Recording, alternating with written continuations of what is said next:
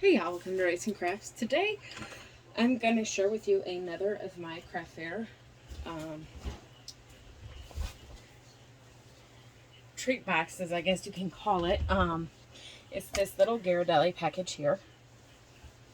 I know it's August, we're past Christmas in July, but I do Christmas almost all year, so I'm just going to keep going because it's what I'm doing. It's what I do.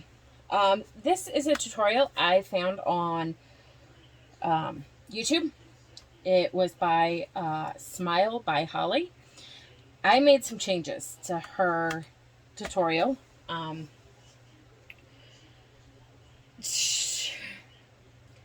Three big changes that I made were, number one, I used pattern paper instead of cardstock. Number two, I'm not using the belly band that she used, which is really cute, but it kind of makes more work for me, and it just made more layers to have to put a hole in. And three is obviously I put a window in mine. I have found through, this will be my 5th craft fair season, and I have found that when customers can see what is in a package, they're more willing to buy what's in the package. So I put windows in a lot of my products. You're going to find 75% of my products have some kind of window in it. And it just so happens that this, because it's a Ghiradelli chocolate, which are these, it's big enough that I don't have to actually put a window sheet in it, which I love because that's just another step for me to not have to do. So that's what I did, and I decided to kind of dress it up and make it a little fun by using this die, which is a little light because, you know, it's the holidays. So I used the light die to make my window. I wanted to use a punch, but I just couldn't figure out a way to get a punch in there because punches are easy. Whereas with using a die, I've got to use a die cutting machine, but I'm going to make it work.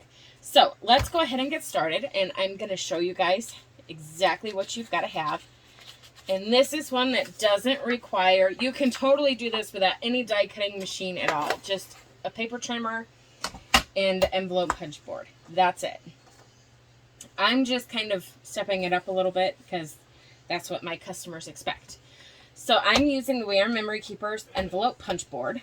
And you're going to need a 5x5 sheet of card, whether it's actual cardstock or the patterned cardstock.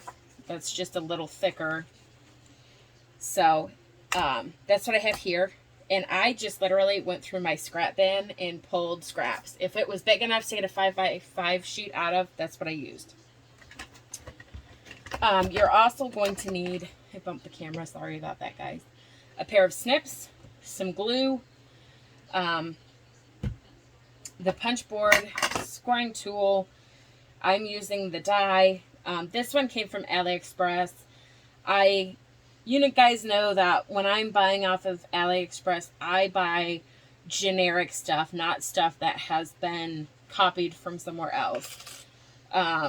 You're going to need some kind of Ghiradelli.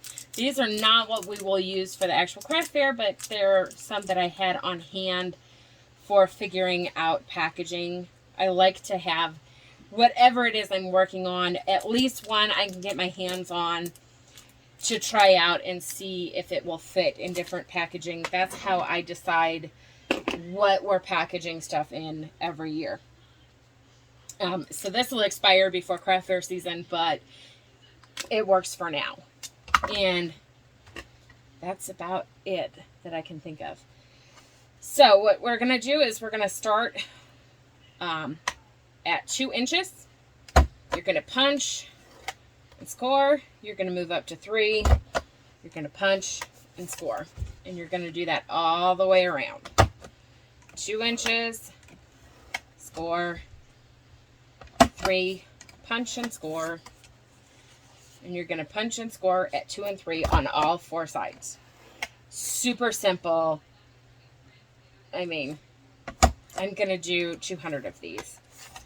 So, I mean, it is, when I'm doing that many, I want it to be something, either I can cut multiples on a die cutting machine or something super simple. And this happens to fit that bill. And that's it. This is all you're going to do. This is the shape we need. Now I'm going to set this aside and grab one that I've already put my little hole in, because I'm not dragging the bulky die cutting machine up here. Just no. I have the Sizzix Tim Holtz Vagabond, because like I said, I'm doing 150, 200 of most of whatever I'm making, so I don't want to have to crank 150 things through a die cutting machine. So I bought one that has motor on it. So we're going to burnish all of our score lines. And then at the bottom of your box, which is denoted by the bottom of my die cut window here, I'm just going to cut up this score line. And at the top, we're going to cut this little square off at the score lines.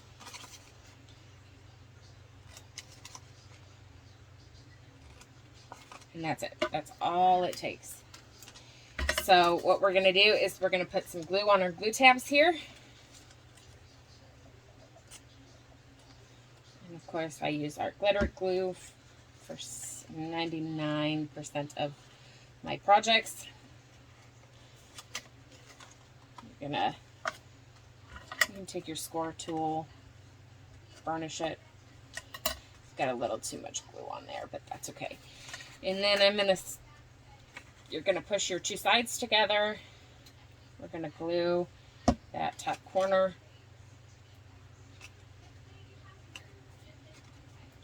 Okay, I lied. I'm gonna put glue on both of those corners. Ooh, too far.